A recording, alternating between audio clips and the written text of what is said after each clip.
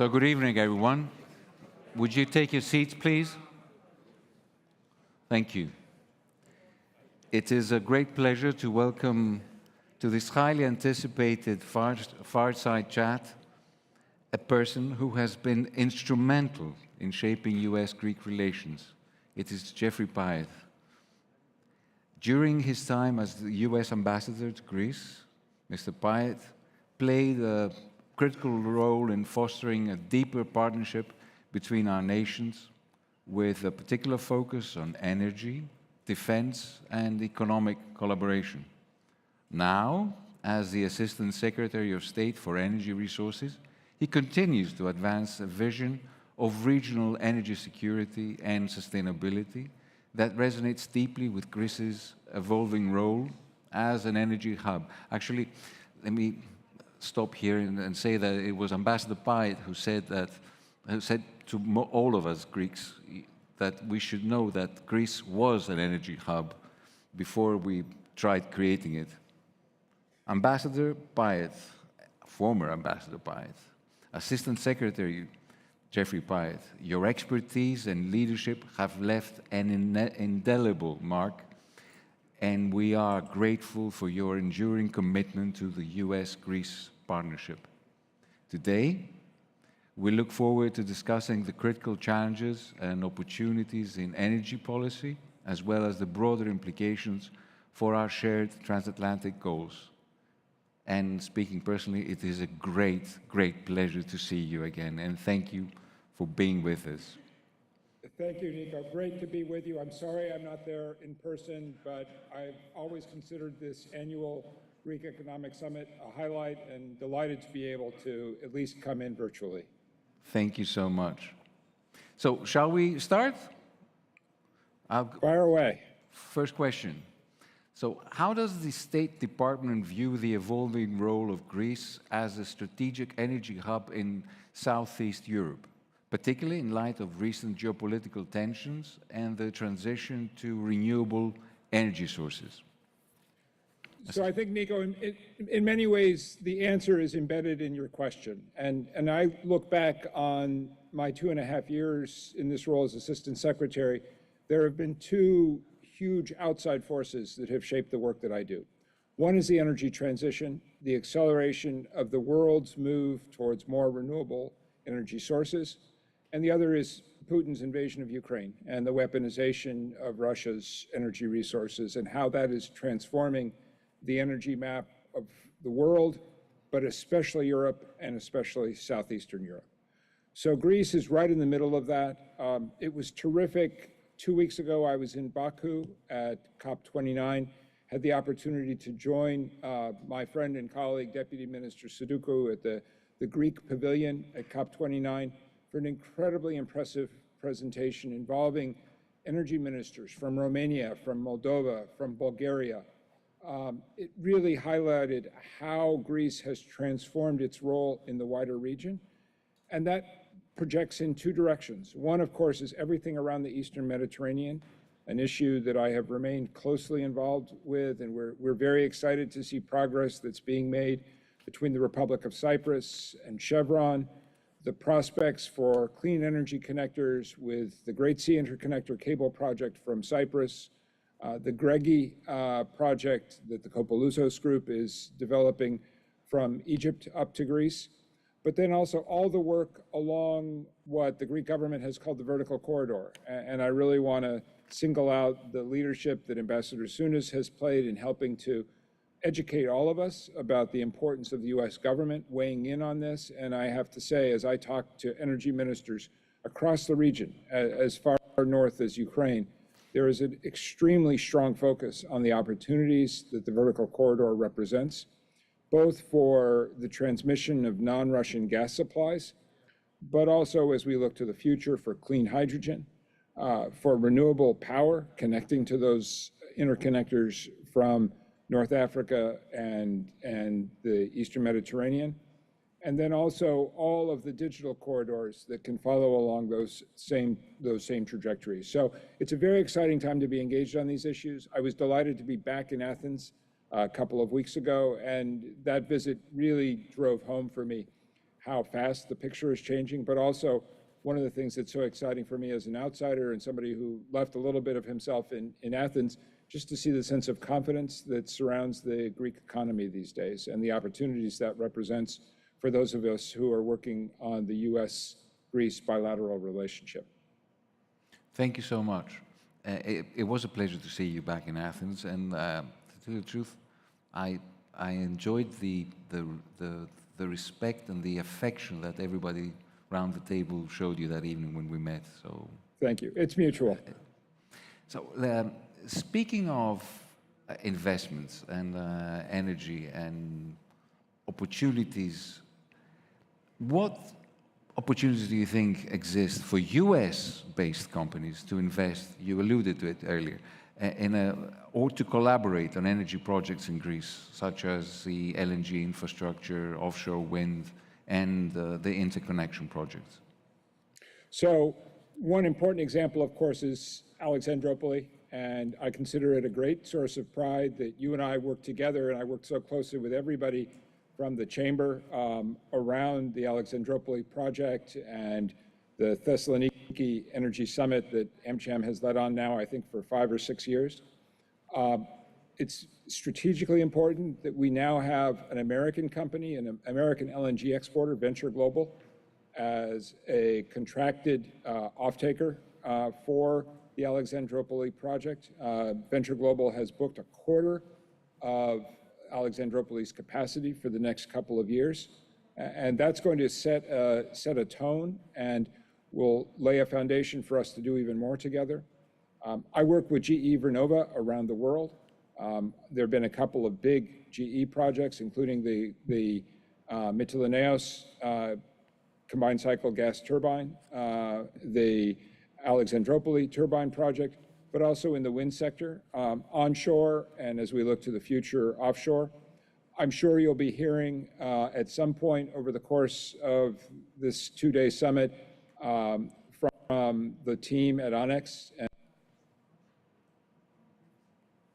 Elefsina is another source of great personal pride for me, but also because of the prospect for Elefsina to play an important role as an energy enabler in the future in terms of support to offshore wind. We've got synergies in areas like offshore cables, which in the world is going to need a lot more power interconnectors. And one thing I have learned in this role is how complexifying the supply chains are in the context of the global energy transition. And in that regard, the work that Hellenic Cables is doing, both there in Attica, but also with their prospective investment here in the United States, just north of Washington, D.C. in Baltimore, all of which points to further growth in the energy sector.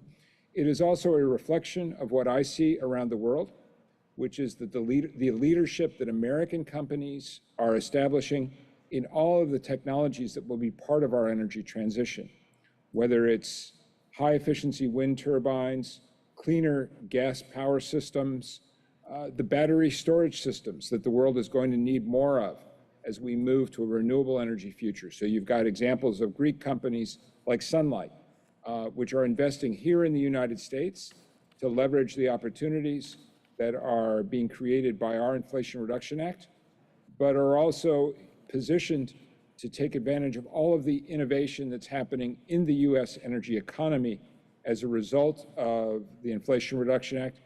And I should add, and I'm sure, and I know Alex and Bruce Stokes have already talked a little bit about our domestic politics here in the United States.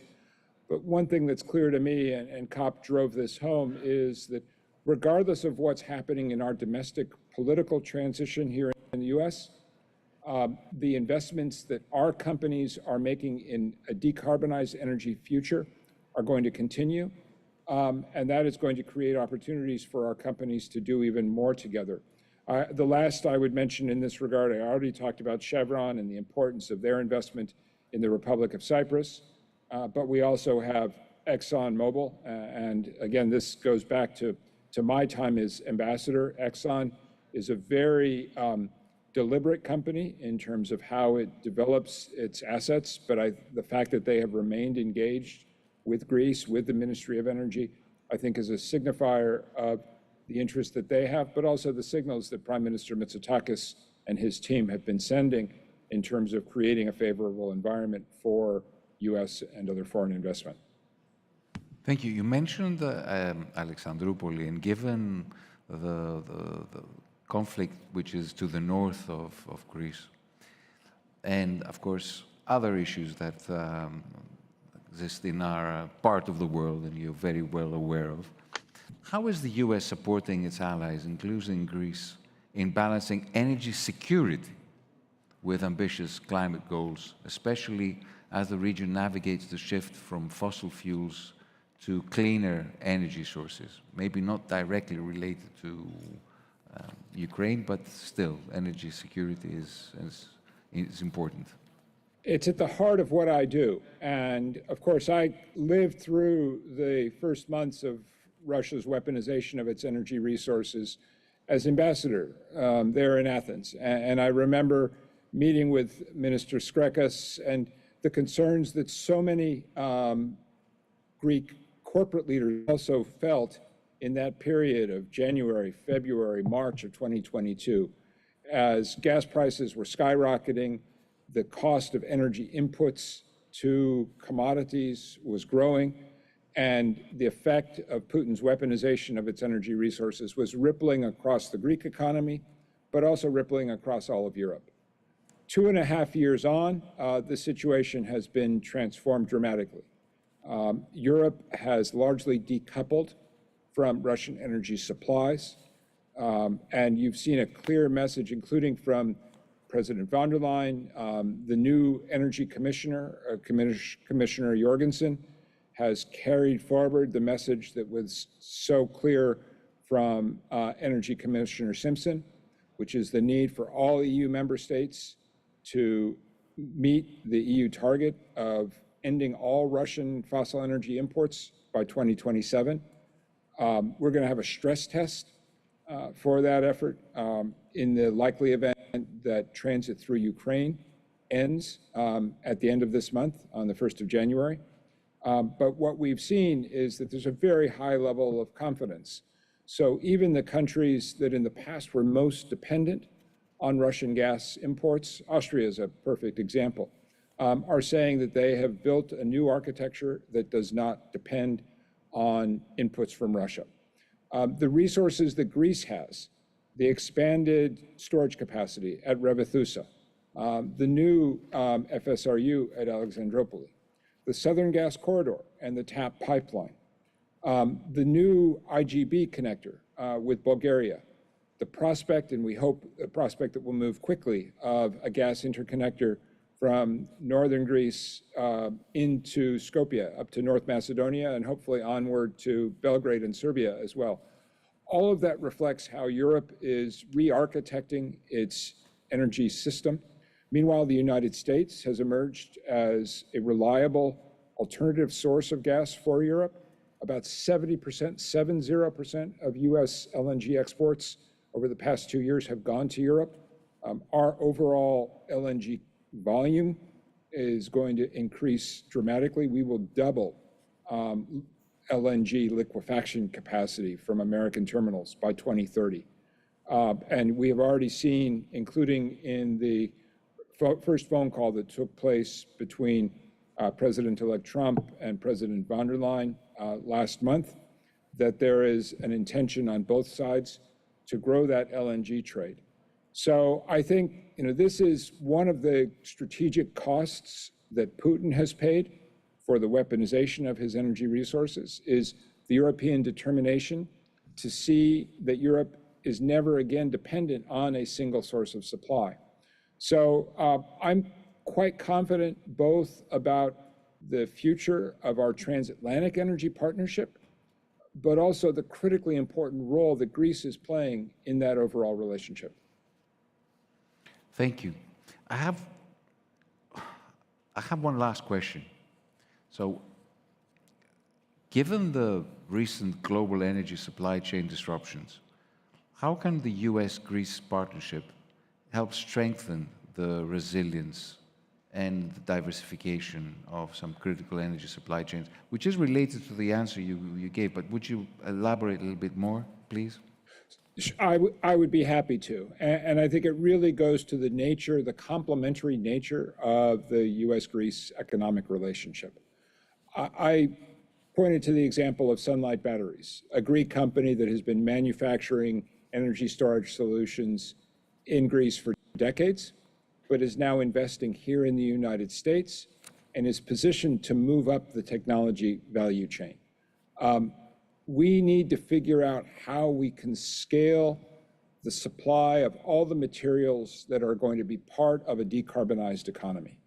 So a lot of that is things like cables and transformers and battery storage systems, wind turbines, pylons.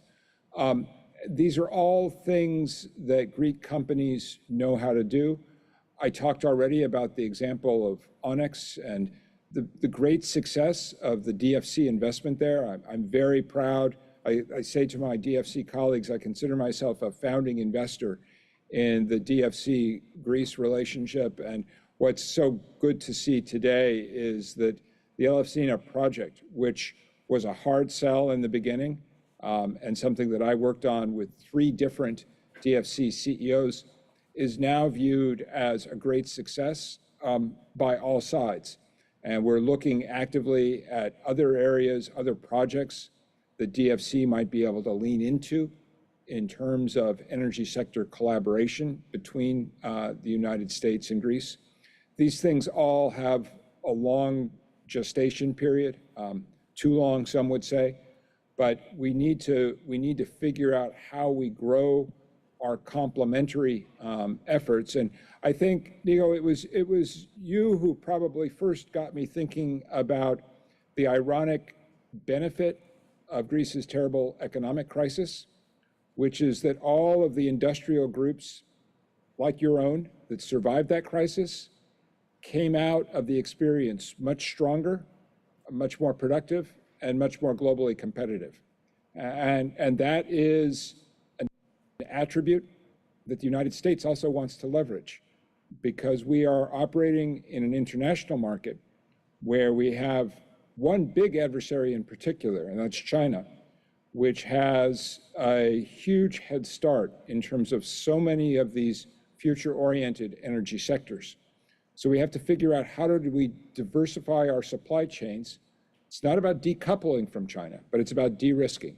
And that has been an emphasis that began during my tenure as ambassador in Greece under Secretary Pompeo and President Trump, continued full speed ahead under President Biden, and I'm confident is going to continue as well. If you look at the kind of positions that our next Secretary of State, Senator Rubio, or National Security Advisor Designate Waltz have staked out on issues around China, you will see a very high degree of continuity in terms of the focus on how we diversify and de-risk our dependence on one source of supply.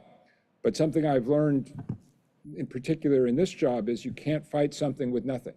So we have to come up with a better offer. We have to make an affirmative case. That's what we did successfully with the example of Elefsina. And that's the kind of partnership that I hope we will continue to be able to develop as part of the broader US-Greece alliance. Well, Assistant Secretary of State, thank you for sharing your insights and for your unwavering dedication to advancing energy security and sustainability. Your efforts, both as the former ambassador and now as Assistant Secretary, have been pivotal in positioning Greece as a key player in the region's energy future. Your work continues to inspire collaboration, innovation, and progress, not just for Greece and the United States, but for the broader global community. So on behalf of the American Hellenic Chamber of Commerce, thank you once again for being with us today and for your exceptional leadership. We look forward to seeing you and how your vision will continue to guide us towards a brighter and a greener future. And if you permit me, on a personal level, it is a great pleasure to see you again. I cherish every encounter we've had, and I've told you 1,000 times that I consider you to be the architect of what's become of the Greek-US relations and the level that we have achieved. And I'm always surprised by your generosity and your friendship. Thank you so much. Thank you. It's totally reciprocal. It was so wonderful to be back in Athens, and next time in Thessaloniki. Absolutely. Thank you again. Okay, great. Thanks all.